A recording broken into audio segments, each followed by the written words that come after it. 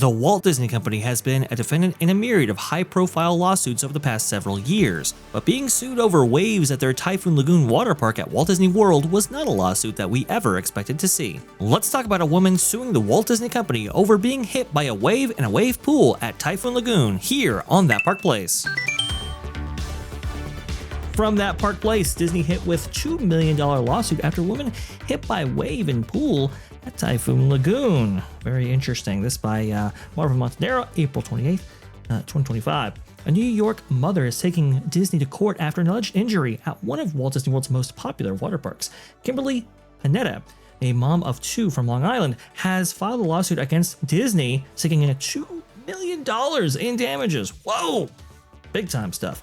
Claiming she was, quote, violently struck by a, quote, mammoth wave in the surf pool at Typhoon Lagoon during an April 2022 visit, so some time ago. According to the New York Post, Panetta had been visiting Typhoon Lagoon with her young children when a wave in the surf pool, more commonly referred to by guests as the wave pool, caught her off guard. The surf pool is one of Typhoon Lagoon's signature attractions, described on Disney's official website as, and you can read the rest here. Now, from what I understand, Culture, that wave pool was designed in order to provide waves large enough to surf, if I'm not mistaken, but that's not activated for normal guests just sitting in there, is it? No, it's not. Yeah, and again, they're never running everything at full speed at all at Disney World, especially the wave area here. But no, that wave pool is designed in such a way that the baffles would provide enough force to create waves that could be surfed. They're nothing more than 3 foot. That certainly isn't something that's active with regular guests. As you can see here, this is a great shot, by the way, whoever's B-roll that is. The only bad thing about it is that the waves get a little bit more intense when you get to the towards the end of the wave run there, towards the quote-unquote beach area. But, any wave is powerful. I mean, it's supposed to be replicating the ocean. And Right. Yeah, I mean, you can see here, they're designed to, give you maximum force. So if you're surprised by a wave, even in the ocean, it's going to knock you down. So I think this is a frivolous suit, but I don't know. What do you think, Jonas? I was thinking about it. Is the woman's husband a lawyer? Oh, boy. Oh, that's very, very interesting. Did they have Disney Plus, maybe?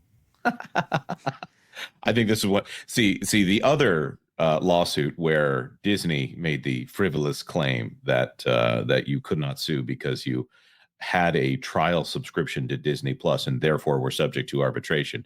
That one was ridiculous. This one is actually something that Disney allegedly did. I mean, I'm sure they had a wave pool. We're also not contesting that the injuries happened, but looking at this and looking at that New York Post article, I'm fairly certain it says in there that her husband is actually an attorney. So I think he was thinking about that for a good long time and allegedly seeing dollar signs here.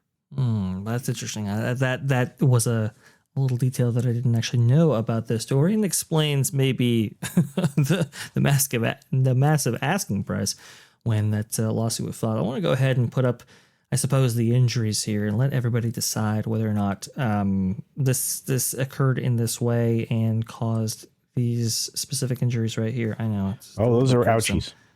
Yeah, there's a little bit more gruesome than we like to put up on screen, but I think it's very important to understand the story because she alleges that this wave actually came in, and she also, I believe in the complaint, says that other people were struck by this wave, but nobody else is filing a lawsuit to this degree, and nobody that I haven't researched this super in depth, but I couldn't really find anything in which other people were affected by this specific wave that she's talking about. So for me, when I'm looking at how much credence this woman brings with her, I'm not really quite seeing it. Also, too, there were I think we were discussing this on the pro show as well, and people were responding and saying, "Hey, look, listen, there's lifeguards," and yes, you can see a lifeguard in this B-roll provided by Pro himself.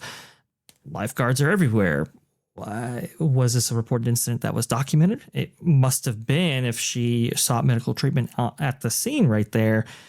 We're going to need to corroborate a lot of this stuff in order to get to where she wants to go. And I don't know if she necessarily has it. Yeah. And just to confirm, in that article from the New York Post, it says Panetta and her lawyer husband Frank said their young daughter could have been seriously injured if not for Kimberly's quick thinking. So, I think litigation's on the mind there. I think litigation is on the mind, and that's the thing about these water parks as well. I have heard of people getting seriously injured.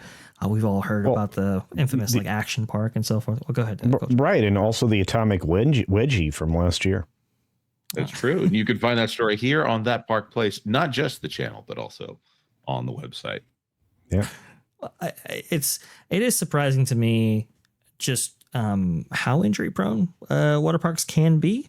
Because I think a lot of people, sometimes they get loose. They're in their swimsuits, and they run across, wet pavement and slip. And, well, there you go. That's your injury right there. But even like water slides and stuff that's gravity fed, that can also be an issue. We're going to be talking about Volcano Bay here in just a second. But Volcano Bay actually was notorious for its injury reports related to some of its splashdowns. And it's the runs that they would have at the ends of water slides were actually a little bit too short in a lot of cases, which Culture, I don't know if you remember the story, maybe Jonas, you do. They had implemented a weight restriction on a couple of their slides over there at Volcano Bay that were far under the average American sized individual. I think it was like 80 pounds or something. I mean, it was something pretty, it's like 80 to 120. Yeah, like when you get a trampoline and it says the legal limit is one person under 100 pounds. Yeah, exactly. It's like, wait a minute, hang on here. I don't even know if I could use this. Go ahead, Coach. No, I find it fascinating. But water parks, I mean, you have to think about how many times Wet and Wild was sued. A lot, especially the Florida locations. They really used to get it on the regular. And I have to tell you, there is always danger when you're around water. So, this is liability that you acknowledge when you get a ticket to one of these parks. So the conversation has to be, around whether or not you're just trying to benefit from the injuries that were sustained by a family member. Profiting off the injuries of a family member is not usually looked on very, kindly by everyone. Right. Well, we see a few facts here, and it's very easy to get a general idea of what's going on here. But also, we don't know exactly all the facts and intentions in this case. I do have one question, though. Typhoon Lagoon, are they selling alcohol there yet? I don't know if that is. I think that maybe that was already something. Yeah. I don't know. I just feel like alcohol and water parks, I understand why they go together, but it's just one of those things. I don't understand why they go together. But I mean, maybe an attorney could explain that to me. I think some of these water parks actually have cabanas in which alcohol sales are a main feature for as part of the business of offering a cabana. So I don't know about Typhoon Lagoon specifically. We're going to be talking about Volcano Bay. I know they really kind of lean into that. I think that adds another layer of complexity regarding the visitation of these water parks right here, especially from other guests and so forth. We're gonna have to keep. Go ahead, please. But yeah, alcoholic drinks are can be purchased at the park, but not brought in. So they have beer and various dining locations. So there you go. Well, there you go. We're gonna have to keep an eye on this story right here because $2 million suit. I mean, this is much larger than what we traditionally see when it comes to lawsuits against any of these theme parks. We've seen 500,000, we've seen 700,000, but 2 million is quite a bit. And I think there was a recent $10 million judgment against Universal actually regarding Forbidden Journey and the loading area there. So lots of stuff going on in the theme park world, that is for sure. And bad news, Badger, with the 50 Danish krone. I don't think I've ever been to a water park without leaving at least with some degree of pavement rash. Oof, not good. I used to wear water socks at the water park, every single time, mostly because I'm one of those people that love the waves and the wave pool. I even wear aqua socks or water socks at the beach if I'm going to be boogie boarding or something like that, or skim boarding, because I don't want to be injured. Surfing, I usually don't worry about. Yeah, I usually wear blue jeans and sneakers to the water park, and I'm usually not going to them to get into the water. Clearly, you just there for the booze.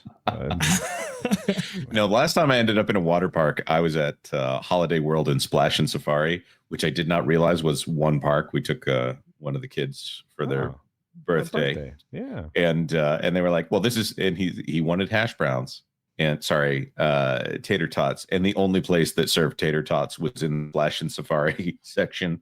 So we're walking in there, and we are the only people wearing clothes. I'm sorry. Maybe I'm a prude, but I'm just walking through here. I'm like, some of this is exhibitionism. Come on, man. Come on. They allow for nudity? Apparently so. Wow. Radio Drago with the 5 British pounds. Alcohol dehydrates you, water hydrates you. It's the perfect companion. Don't drink the water in the pools now. But maybe, Jonas, some of that exhibitionism might be explained by the alcohol usage right there. Who knows? Who knows? These water parks get crazy sometimes. Thanks for watching That Park Plays News. For more information, consider checking out www.thatparkplace.com. And don't forget to subscribe, share, like, and send this out on your favorite social media accounts.